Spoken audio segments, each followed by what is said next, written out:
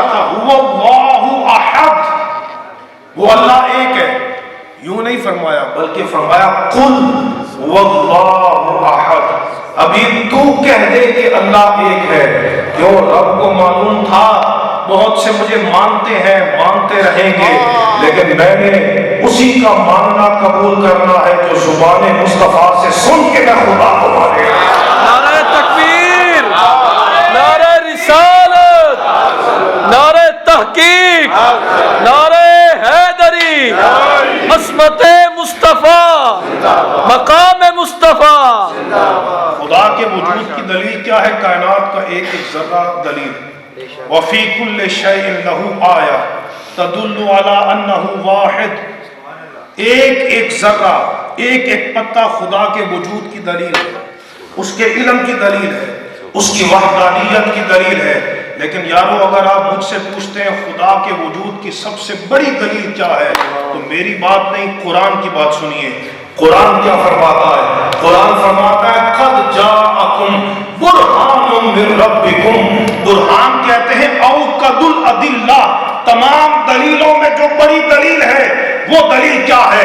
اللہ فرماتا ہے میں نے وجود مصطفیٰ کی صورت میں تمہیں کائنات کی سب سے بڑی دلیل عطا فرما دی ہے. سبحان اللہ، سبحان اللہ، سبحان اللہ. یہ ساری دلیلیں صامت ہیں، خاموش ہیں، خاموش ہیں. بہت سو نے سورج کی پوجا شروع کر دی، لیکن سورج نے کبھی نہیں کہا میں تو خدا کے وجود کی دلیل ہوں. یہ ہمیں معرفت کہاں سے ملی؟ یہ در مصطفیٰ سے ملی. کہ تم نے سورج کو سجدہ نہیں کرنا، سورج کے بنانے والے کو سجدہ کرنا. سب سے بڑی دلیل کائنات میں حضور کا وجود ہے. حضور کا ظاہری حسن ہے، حضور کے باطنی محاسن ہے. یہ کائنات کی سب سے بڑی دلیل. میرے آقا علیہ السلام نے جب اعلان نبوت کیا اور فرمایا قولوا لا الہ الا اللہ تفلحوا، اللہ کو ایک مان لو فلاح پا جاؤ گے، کامیاب ہو جاؤ گے. وہ پوچھنے لگے دلیل کیا ہے؟ میرے مصطفیٰ نے بڑی بڑی دلیلیں دکھائیں.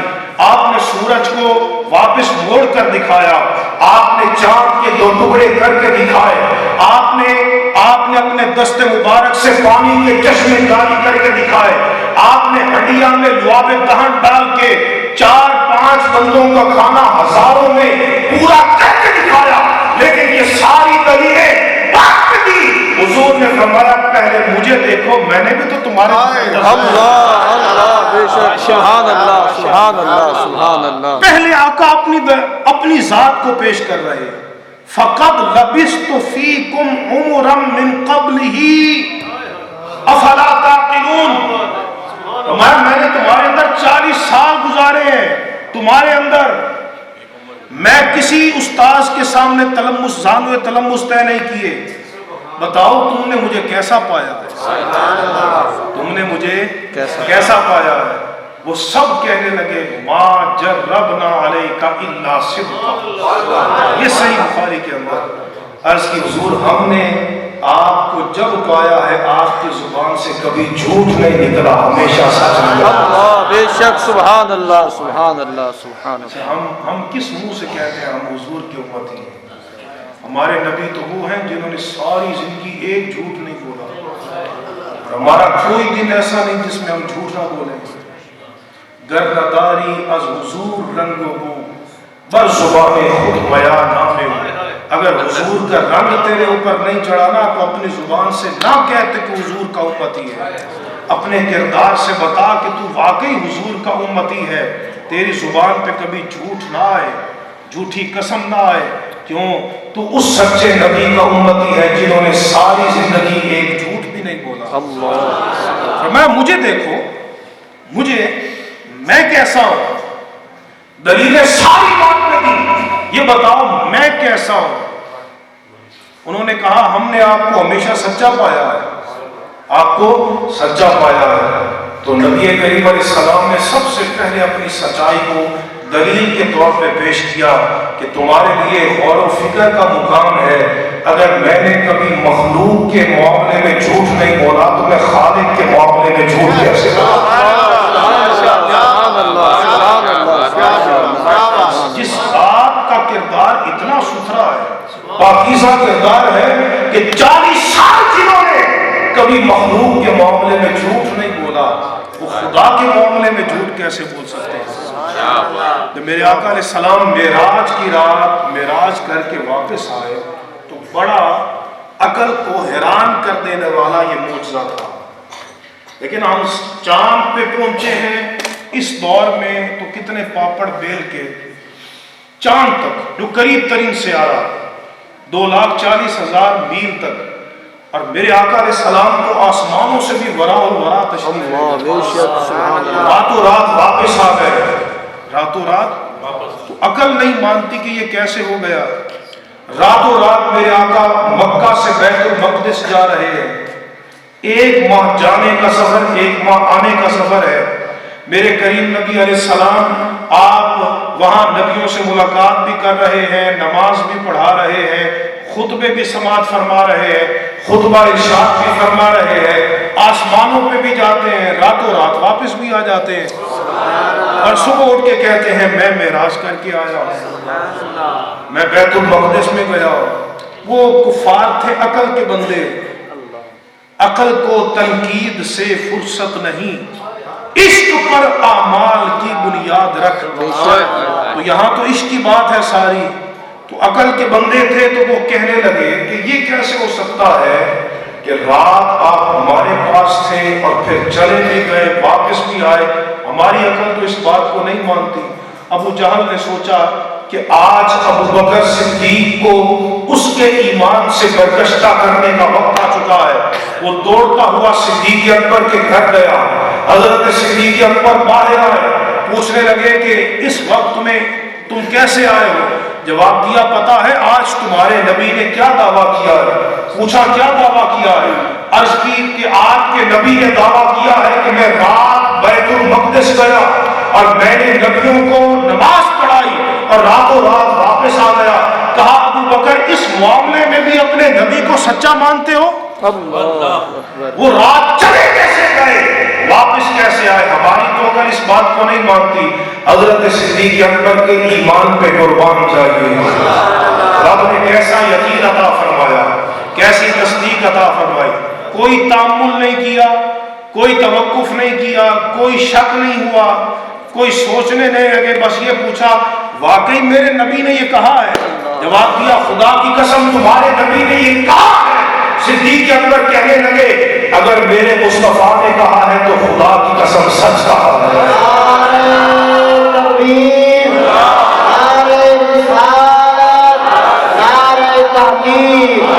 ہر صحابی نبی، ہر صحابی نبی حضرت صدیق بھی کہا خدا کی قسم سچ کہا ہے. اور یہ تو بڑی چھوٹی سی بات ہے، ہم تو اس سے بھی بڑی باتوں میں مصطفیٰ کو سچا مانتے ہیں. ہم تو اس سے بھی بڑی باتوں میں ہم نے خدا کو دیکھا نہیں، وہی بات توحید کی آ گئی. ہم نے خدا کو دیکھا نہیں، ہم نے وحی کو سنا نہیں، ہم نے جبرائیل کو دیکھا نہیں. یہ میرے آقا کی زبان تھی. حضور فرماتے کہے خدا ہے، اس نے وحی بھیجی ہے، جبرائیل لے کر آئے ہیں، دن رات آسمانوں سے وحی آتی ہے. خدا کی قسم کبھی ہم نے وحی کو سنا نہیں، بس حضور کی زبان کو ہی تو مانتے ہیں. میرے آقا کی زبان ہی تو ہے. تو جن کے کہنے پر ہم خدا کو مانتے ہیں، معراج کو ماننا یہ کتنا بڑا ہے. سبحان اللہ. تو میرے آقا اللہ کے وجود کی سب سے بڑی دلیل ہے. بے شک حضور کا چہرہ، اللہ سبحان اللہ سبحان اللہ. آقا کا منور چہرہ، جس صورت منہ میں جان، جس صورت منہ میں جان آکھاں، جانا کے جانے جہان آکھاں، سچ آکھاں تے رب دی میں شان آکھاں، جس شان تو شانہ سب بڑیاں، سبحان اللہ ما اجمل کا. اللہ کتنا پاک ہے جس نے حضور آپ جیسا حسن و جمال کا پیکر پیدا کیا. اللہ سبحان اللہ. ما اجمل کا ما احسن، یہ صیغہ تعجب ہے. جب انسان اپنی کیفیات کو لفظوں میں بیان نہ کر سکے نا تو اس صیغے کے ساتھ بیان کیا جاتا ہے. حضور کتنا تعجب ہے، آپ اتنے حسین ہیں، آپ اتنے جمیل ہیں، آپ اتنے پیکر